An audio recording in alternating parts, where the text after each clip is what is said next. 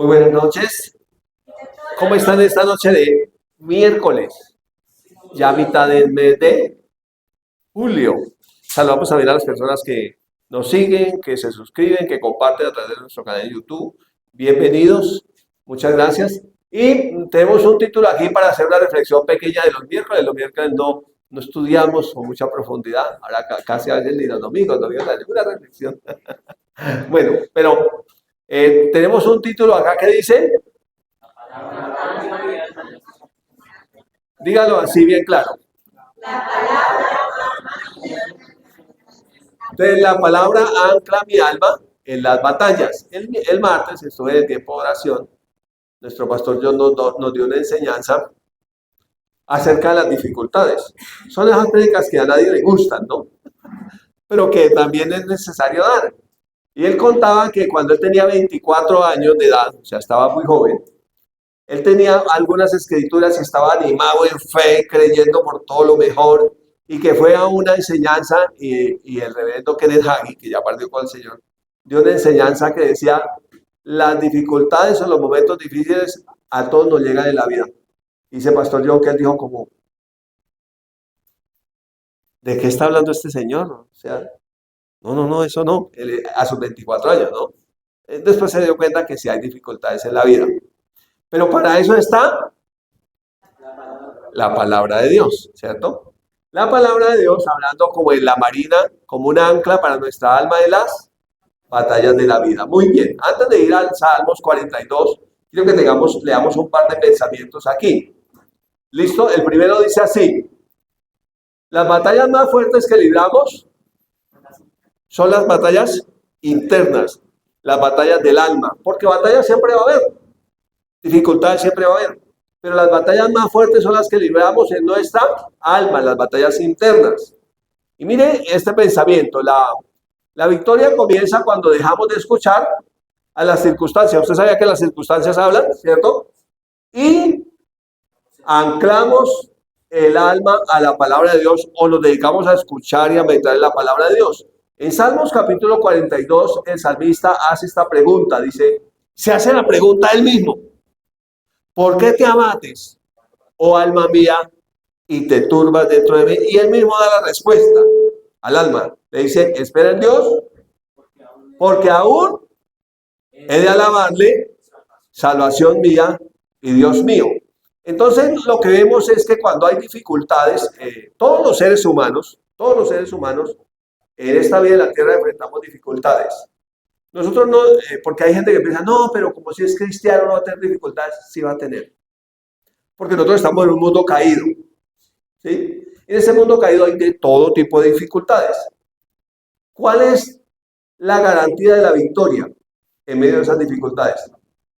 La palabra de Dios. Y Pastor John el miércoles que nos enseñaba decía que hay veces que la protección de Dios es librarnos de las circunstancias difíciles. Pero a veces nos atraviesa en medio de la dificultad. Cuando pases por el valle de sombra de muerte, yo estaré contigo. Tenemos que atravesar el valle. Cuando pases por las aguas no te anegarán, si por el fuego no te quemarás. Entonces a veces tenemos que atravesar la circunstancia, pero en todo caso nos da la victoria. ¿Listo? Ese es como el pensamiento. Vamos a ir sin más preámbulo, que el tiempo aquí en televisión es muy corto, al capítulo 42 del libro de Salmos y lo vamos a leer todos juntos. Esté aquí conmigo en la lectura, dice.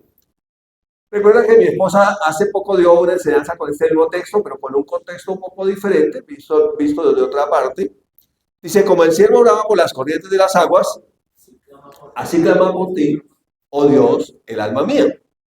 Mi alma tiene sed de Dios, del Dios vivo. Pregunta, ¿cuándo vendré y me presentaré delante de Dios? Fueron mis lágrimas mi pan de día y de noche, mientras me dicen todos los días, o me preguntan, ¿dónde está tu Dios? Me acuerdo de estas cosas y derramo mi alma dentro de mí, de cómo yo fui con la multitud y la conduje hasta la casa de Dios, entre voces de alegría y de alabanza del pueblo en fiesta. Y se hace la pregunta, ¿por qué te abates, oh alma mía, y te turbas dentro de mí? Espera en Dios, porque aún he de alabarle, salvación mía y Dios mío. Versículo 6. Dios mío, mi alma está abatida en mí. Me acordaré, por tanto, de ti desde la tierra del Jordán y de los Herbonitas, desde el monte Mizar. Un abismo llama a otro abismo a la voz de tus cascadas. Todas tus ondas y tus olas han pasado sobre mí. Era como esas ondas y esas olas, eran como cosas difíciles que le han sucedido. ¿Sí? Pero de día mandará Jehová su misericordia, y de noche su cántico estará conmigo, y mi oración al Dios de mi vida. Diré a Dios, roca mía, ¿por qué te has olvidado de mí? ¿Por qué andaré yo enlutado por la opresión del enemigo? O sea, que parece que había dificultades y sabía de dónde venían las dificultades. ¿De dónde venían las dificultades? Pues del enemigo. Como que hiere mis huesos. Mis enemigos me afrentan, diciéndome cada día o preguntándome, ¿dónde está tu Dios? Y otra vez hace la pregunta, ¿por qué te turbas dentro de mí? Perdón, ¿por qué te abates, oh alma mía, y por qué te turbas dentro de mí? Espera en Dios, porque aún he de alabarle, salvación mía y Dios mío. Entonces, la palabra eh, ancla nuestra alma en medio de las circunstancias, porque nosotros somos seres emocionales, ¿cierto? ¿Y qué es lo que nos afecta? Las emociones, ¿cierto? Un poco más emocionales las mujeres que los hombres, pero los hombres también somos emocionales. O sea, los hombres también lloran, ¿cierto? ¿Se ha llorado? Sí, yo también. Eso le baja así a uno por encima de la barba, pero le baja las lágrimas, ¿cierto? De todas maneras decía el pastor Roger Cifuentes, eso es cose, ¿no? Cuando las situaciones eran un poco difíciles. Así que entonces surge una pregunta. ¿Qué sucede al alma sin comunión con Dios? Porque cuando usted lee el texto, parece que de momento el salmista como que ha perdido la comunión con Dios. Y la pregunta es, ¿cuál es la pregunta? ¿Qué sucede al alma sin comunión con Dios? Veamos algunos versos. Dice, fueron mis lágrimas, mi pan de día, o sea, lloraba de día y para variar, también lloraba de noche. Mientras me dicen todos los días, ¿dónde está tu Dios? O sea, que parece que es como que había perdido la comunión con Dios, ¿cierto? Verso 4. Me acuerdo de estas cosas. Ahora empieza el verso 13 del tiempo presente. ¿En el tiempo presente que estoy haciendo? Llorar, llorar. Se oye una música de planchar que cantaba más o menos así. Entonces la gente lloraba y lloraba. Aunque me seque de llorar o me inunde de llorar. Parece que sí estaba el salmista llorando mucho en el tiempo presente. Y luego cuando habla del pasado dice, me acuerdo de estas cosas. Entonces estaba llorando en el presente porque le decían, ¿dónde está tu Dios? Y lloraba acordándose de qué cosas. Dice, derramo mi alma dentro de mí, acordándome de cuando yo fui con la multitud, y la conduje hasta la casa de Dios, entre voces de alegría y de alabanza del pueblo en fiesta. O sea, llora de cuando tenía una comunión especial con Dios. Pero de repente ahora, ¿dónde está tu Dios? Entonces, ese pasado era un pasado que le traía tristeza de pensar, oiga, yo como que antes estaba mejor con Dios, ¿cierto? En esa comunión. Y el verso 5 hace la pregunta, otra vez en tiempo presente, ¿por qué te abates, oh alma mía, y te turbas dentro de mí? Un alma abatida, sufriendo, turbada, ¿cierto? Y el verso 6 da la respuesta, o es el 5e, espera en Dios, tiempo futuro, porque aún he de alabarle, salvación mía y Dios mío. ¿Ven ustedes los tres tiempos ahí? Tiempo presente, abatido, llorando, acordándose de un tiempo que traía como añoranza del pasado, pero pensando que esa alma iba a ser libre o iba a descansar cuando en el futuro él nuevamente restaurará su comunión con Dios. Miren 6. Dios mío, otra vez tiempo presente. Mi alma está abatida en mí. la tristeza del tiempo presente, ¿cierto? Pasado, me acordaré por tanto de ti, desde la tierra del Jordán y de los Hermonitas, desde el monte Mizar. Ahora dice, un abismo llama a otro abismo a la voz de tus cascadas. Todas tus ondas y tus olas han pasado sobre mí. Algo del pasado lo afectaba, algo que le hizo doler.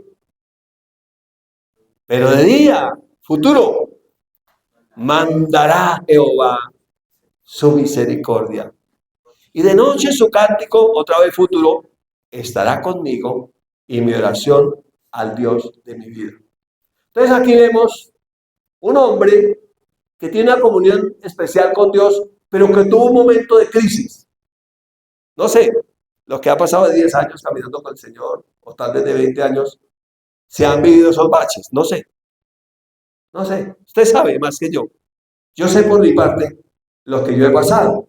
Entonces usted empieza a ver que ese salmista sufre en el tiempo presente. Y sufre acordándose porque está atrapado en experiencias que sucedieron, que lo traumatizan, que lo entristecen, que lo están afectando. Pero también está preocupado por problemas graves del futuro que tal vez él no puede controlar. Yo no sé, pero eso es como la vida normal de todo ser humano, ¿no? A veces nosotros desperdiciamos el presente sufriendo por el pasado que ya no se puede arreglar o tratando de controlar el futuro que tampoco se puede controlar. Pero parece que es como la constante del ser humano. ¿En cuál de las tres almas? ¿En cuál de las tres áreas? ¿Espíritu, alma o cuerpo? En el alma, ¿cierto? En el alma. Entonces parece que el alma, si no la sabemos, aclara la palabra de Dios, nos puede hacer sufrir más de lo que deberíamos sufrir sin que ese sufrimiento arregle nada. Porque puede que uno llore todo el día, como el salmista, y toda la noche, pero no va a arreglar nada llorando. ¿Sí es claro eso? Ahora, puede que llore, pues, de noche vendrá el llanto y a la mañana el gozo, ¿no? Que llore un rato, pero todo el día y toda la noche no. Entonces, vive el presente como estresado. Porque demasiado pasado le trae depresión, estaba deprimido por el pasado. O demasiado futuro lo pone ansioso. No sé si a usted le ha pasado eso. Y creo que esto le empieza a suceder a uno apenas termina la niñez. Porque uno en la niñez, uno no vive con esta bobada de irse acordando del pasado porque no tiene mucho. Ni del futuro porque tampoco le importa. Así que uno disfruta el presente y tal vez por eso parece que la etapa de la niñez fuera como la más chévere de todas, porque uno no tiene ni mucho pasado hay que acordarse para entristecerse, ni mucho futuro hay que preocuparse para estar ansioso. ¿Sí o no? Parece que sí, ahí la vimos como más tranquilo. Mira lo que dice Salmo 73, 21. Hay una declaración ahí, dice, se llenó de amargura mi alma y en mi corazón sentía punzadas. No. Se llenó de amargura mi alma y en mi corazón sentía punzadas. Entonces, el alma estaba amargada, ¿cierto? Y estaba enfermo el corazón. ¿Usted cree que una persona se puede morir de tristeza? Sí. Y yo creo que se puede morir antes de tiempo, sin que esa sea la voluntad de Dios, ni queda del diablo, sino una mala administración de sus emociones. No aclare esa alma que es como una montaña rusa a la palabra de Dios para que le dé cierta estabilidad y no esté tan angustiado, ¿cierto? Entonces, hay un pensamiento aquí. El alma puede sentirse abatida y amargada, pero nunca estará derrotada si su fe está puesta en Dios. Y para que la fe esté puesta en Dios, yo debo conocer su palabra. Porque hay gente que dice, sí, yo creo en Dios, y Dios, pero no saben qué dice Dios. No saben qué promesas hay, desconocen la palabra de Dios, entonces están como en un decir de Dios sin conocer su palabra. ¿Sí es claro eso? Entonces, el alma puede estar amargada, puede estar abatida, puede estar desanimada, puede estar vuelta a nada, pero nunca estará derrotada Si mi fe, si su fe está puesta en Dios, que eso tiene que ver todo con su palabra, ¿cierto? Con su palabra. Ok, entonces, la palabra ancla mi alma en las batallas de la vida. Mira lo que dice Proverbios 4:23. Sobre toda cosa guardada, guarda tu corazón, porque él mana la vida. Entonces, habla del corazón. Cuando la Biblia habla del corazón, habla del centro del ser humano donde se toman decisiones.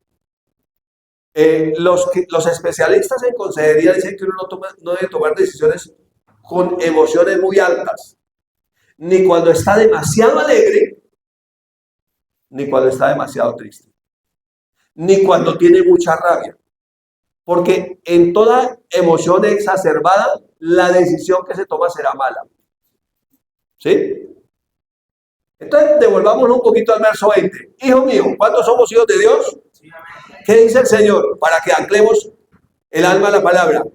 Está atento a mis palabras, inclina tu oído a mis razones, no se aparten de tus ojos. Mire que está hablando de los sentidos, ¿cierto? O sea que los sentidos alimentan el alma con lo que uno esté escuchando, viendo. Guárdalas en medio de tu corazón, porque son vida los que las hallan y medicina a todo tu cuerpo. Ahora, si usted mira el contexto, es de un padre a un hijo. ¿Cuántos tienen hijos? Un padre le está aconsejando a su hijo para que le vaya bien. Es como si un padre le estuviera diciendo, hijo, ancle sus emociones, su alma, a la palabra de Dios, para que le vaya bien. Y entonces la palabra ahí es corazón. El corazón se pide con una forma así. Y cuando la Biblia habla de corazón, habla de 3 partes del alma y una del espíritu. Nosotros la sabemos, ¿cierto? Usted la sabe. Habla de los pensamientos, la voluntad, las emociones que son del alma y la conciencia que es del espíritu. Usted sabía que los pensamientos van a afectar la voluntad en lo que voy a hacer. Y los pensamientos también van a afectar las emociones. Si los pensamientos son positivos, las emociones van a ser chéveres. Si los pensamientos son negativos, son tristes, las emociones no van a ser tan chéveres. Pero todo esto también va a afectar la conciencia. Porque uno comienza a tener una conciencia. ¿Cómo estaba la conciencia del salmista en el texto que acabamos de leer, el capítulo 42? La conciencia estaba afectada. Y me acuerdo, ¿y por qué ahora no? Y ahora me dicen, ¿dónde está su Dios? Y yo creo, sinceramente, que lo peor que a un ser humano le puede pasar en la vida es, habiendo caminado con Cristo, volverse atrás. Yo creo que debe ser la experiencia más ruin, amarga, triste y desoladora de un ser humano sobre la tierra. Que digan, luego usted no era el cristiano, luego usted no era el que nos predicaba de Jesús. ¿Y qué pasó? Ahora, ¿dónde está ese Jesús del que tanto usted nos hablaba? Yo recuerdo cuando yo era niño que había un señor que era evangélico, se llamaba Pastor, no era porque era pastor, sino porque se llamaba Pastor.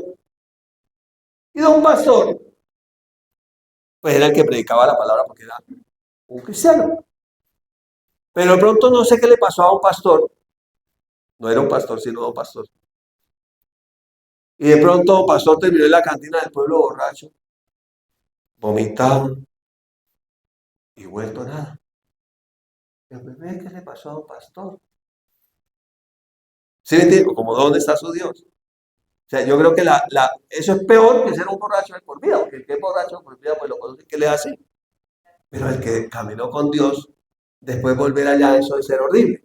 Así que entonces le da muchas cosas que pensar, pero como el tiempo aquí es tan corto, hágase una pregunta, diga, ¿cómo se voy a anclar mi alma a la palabra de Dios? ¿Cómo? Esto sería de forma, ¿cierto? Es una pregunta de forma, ¿cómo? Y Juan 8 nos contesta. Juan 8:31. Dijo entonces Jesús a los judíos que habían creído en él. ¿Ustedes creen en el Señor? Entonces miren lo que les dijo Jesús. Escuchemos lo que Jesús nos dice a todos, porque todos me creen en él. Si nosotros permanecemos en su palabra, seremos verdaderamente sus discípulos y entonces conoceremos la verdad y la verdad nos hará libres. Pero habla de permanecer. ¿Cuántos se han leído el capítulo 15 de Juan? La vida y las ramas. La vida y las ramas. Y habla léalo, haga la tarea de leerlo y la palabra recurrente es permanecer, permanecer, permanecer, permanecer, permanecer, permanecer. Entonces, ¿el cómo es? La respuesta al cómo, ¿cuál sería? Sería permanecer. Como escuchando la palabra. Miren, ¿se acuerdan de la propaganda del orejón? Cuando ponían la oreja y decían, ya viene el camión de la cerveza. Hay unos que escuchan es eso. Bueno, los que acordaron son antiguos, ¿sí?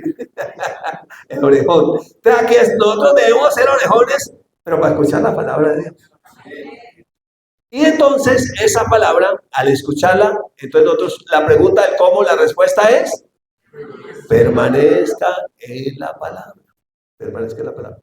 Mire, permanecer en la palabra nos hará libres de la ansiedad. ¿Cree usted eso? Nos hará libres de la ansiedad. Porque nuestro futuro está en la palabra. No, uy, llegó el fin de año, porque ya casi, ya comienzan a cantar dentro de poco. ¿Cómo es que cantan cuando se empieza a acercar el fin de año? Desde septiembre. Sí, sí, ya. Y entonces la gente comienza a pensar en diciembre, no, entonces toca que alistar los cucos suerte amarillos. Toca que tener las espigas. Y empiezan a hacer un poco de cosas porque ellos tienen ansiedad del año que viene, o sea, del futuro. Pero eso no lo va a librar de la ansiedad.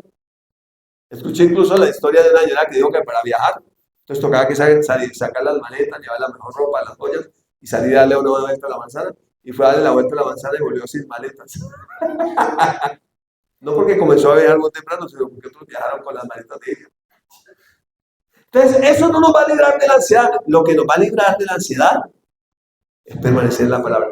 ¿Cree usted que también nos va a librar de la depresión? Sí, nos va a librar de la depresión, permanecer en la palabra. ¿Cree usted que nos va a librar del estrés? Sí, nos va a librar del estrés. Y nos va a librar de un sinnúmero de cosas. Que sin la palabra seríamos esclavos de eso. ¿Sí? A mí me impresiona mucho la gente que es ansiosa. ¿Usted ha visto la gente que se come las uñas? Eso es ansiedad. Y la gente ya casi no tiene uña, pero sin embargo sigue comiendo. Y la gente ni siquiera es consciente de lo que está haciendo. Porque es ansiedad. Y la ansiedad ya dijimos que es demasiado futuro. Preocupado por lo que vendrá. ¿Y qué sucederá? Y ahorita que van a cambiar de gobierno, mucha gente está angustiada. No. Tranquilo. Confíe en el Señor. Confíe en la palabra. No ponga su confianza en los hombres. Que los hombres cambian, se mueren. Muchas cosas pasan. ¿Cierto? Pero confíe en el Señor. Amén. Vamos a ver si logramos terminar. Entonces, cuando hablamos de anclar el alma, estamos hablando como de mirar hacia el cielo, ¿cierto? Como de levantar nuestros ojos arriba. Miren lo que dice Hebreos 6. Hebreos 6. Dice Hebreos 6, 17. Por lo cual, queriendo Dios mostrar más abundantemente a los herederos de la promesa la inmutabilidad de su consejo, interpuso juramento. Está hablando de lo que Dios ha hecho a través del tiempo. Lo primero que Dios le da a Abraham es una promesa, ni siquiera había escrituras físicas, no existía la escritura, existía la tradición oral, no había un libro escrito. Entonces, le había dado la promesa, pero ¿qué interpuso? Juramento. Él juró por sí mismo, no habiendo alguien mayor por quien jurar, para que por dos cosas inmutables, o sea que no cambian, ¿cierto?, en el tiempo, en las cuales es imposible que Dios mienta. Mire, está hablando de nosotros, tengamos un fortísimo consuelo. ¿Quiénes? Los que hemos acudido para asirnos o agarrarnos de la esperanza puesta delante de nosotros, o sea, hacia el futuro. ¿Qué es lo que le causa a la gente ansiedad?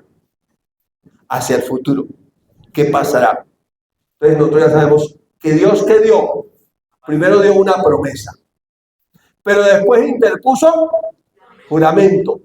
Esto dice Hebreos, que hace un paralelo entre el antiguo y el nuevo pacto, pero si usted sigue leyendo la palabra, luego hizo un pacto, lo selló con la sangre de Cristo y en nosotros con su espíritu. O sea que tenemos promesa, juramento y pacto, para que estemos seguros, ¿cierto? Para que estemos seguros.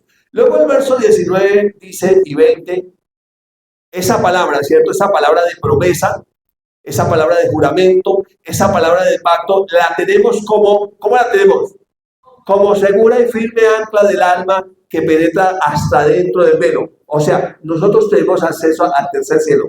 Impresionante. Aquí cambian las cosas, allá no. Donde entró Jesús, ¿por quién entró? Por nosotros como precursor, hecho sumo sacerdote para siempre, según el orden de Melquisedec. O sea, él entró y compró todo para nosotros. Que aquí puede que pasen muchas cosas, pero tu futuro y mi futuro está asegurado. Amén. En el Señor. Y esa es la confianza que tenemos en Él. Y vamos a ver la última escritura. Vamos a ver la última escritura. La palabra como un ancla del alma en medio de las batallas. Ahora haga la pregunta, diga, ¿para qué? Ya vimos la de cómo. ¿Cuál es la respuesta de cómo? Permanecer en la palabra. Ahora vamos a ver la respuesta de ¿para qué? ¿Para qué? Y la respuesta de para qué está en 2 Corintios 4, 7. Pero tenemos este tesoro en vasos de barro. Los vasos de barro, pues es este cuerpo, ¿cierto? Nuestros cuerpos terrenales. ¿Para qué lo tenemos en vasos de barro? Levante su mano y diga, para que la excelencia del poder sea de Dios y no de nosotros. O sea que la excelencia del poder que obra, que nos guarda, que hace todo, es de Dios. No de nosotros. ¿Por qué? Porque nosotros cambiamos. Porque nosotros somos débiles. ¿Sí? Entonces, ¿para qué? Para que la excelencia del poder sea de Dios. Entonces, cuando decimos vasos de barro, estamos diciendo, somos debiluchos. Porque un vaso de barro medio lo golpea a usted y se quiebra. Entonces somos debiluchos, pero la fortaleza está dentro. ¿Amén? Y que el alma esté anclada allí dentro. Ahora, el siguiente versículo, versículo 8. Mire cómo vivimos. Que estamos atribulados en todo, mas no angustiados. En apuros, mas no desesperados. Perseguidos, mas no desamparados. Derribados, pero no destruidos. Si hay dificultades para el ser humano, así sea creyente, quien escribe ahí es el apóstol Pablo. Dijo, para que la excelencia del poder sea de Dios y no de nosotros. Porque tenemos un problema, que andamos atribulados en todo, mas no angustiados. En apuros, mas no desesperados. Perseguidos, mas no desamparados. Derribados, pero no destruidos. Entonces podemos decir esto. Para no estar angustiados, desesperados, desamparados ni destruidos. Todas las dificultades las podemos enfrentar, pero no estar angustiados. Todas las dificultades las podemos enfrentar, pero no estar desesperados. Todas las dificultades las podemos enfrentar, pero si estamos anclados, nuestra alma está anclada en la palabra de Dios, no vamos a estar desamparados, ni vamos a estar destruidos. Una pregunta interesante, ¿por qué la gente se suicida? Que es una pregunta que no nos hacemos mucho, ¿no? Porque la gente no ve futuro. La gente está angustiada, desesperada, desamparada porque está sin Dios y se siente destruida. Y dice, no, a ver, ¿cuál era el puente más alto? ¿De dónde me puedo lanzar? Esto ya no hay salida. Y la gente hace cosas locas, ¿cierto? Y el texto cierra diciendo, llevando en el cuerpo siempre, por todas partes, la muerte de Jesús. ¿Para qué?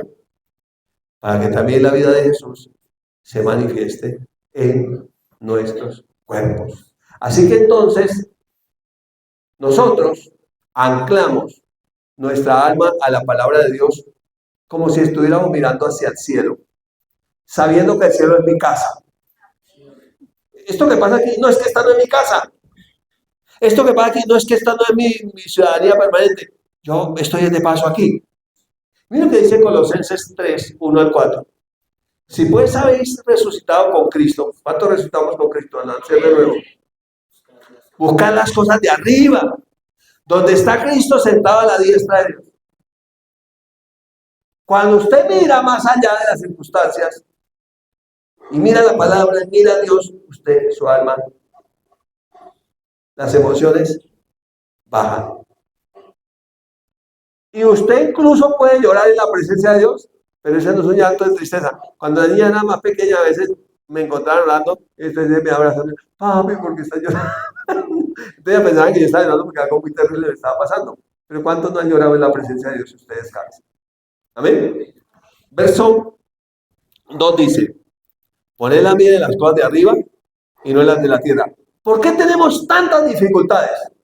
Porque es que y va a subir el dólar, va a bajar el dólar, a cómo está el euro y nunca compramos euros ni dólares, estamos preocupados por el euro y el dólar y cuánto vale. Y no estamos invirtiendo en la bolsa ni nada de eso y estamos preocupados por eso. Entonces, mucha terrenalidad, ¿cierto? Porque habéis muerto y vuestra vida está escondida con Cristo en Dios. Mire, si está escondida con Cristo en Dios, ¿qué nos puede pasar? ¿Qué nos puede pasar? Y cierra el versículo 4 diciendo, mire, de tiempo, cuando Cristo, nuestra vida, se manifieste, entonces nosotros también seremos manifestados con Él en gloria. No se preocupe por el futuro, que su futuro es glorioso. No se preocupe, tranquilo. Su futuro, mi futuro es glorioso. Puede levantar su mano y decir, tengo un futuro. Es que no me alcanza a imaginar ese futuro tan glorioso que tengo. Así por el momento estoy pasando para alguna dificultad, pero el futuro, ¿sabe qué? Es un futuro glorioso. En otras palabras, la palabra ancla mi alma en las batallas de la vida. Te bendigo con esa palabra en el nombre de Jesús.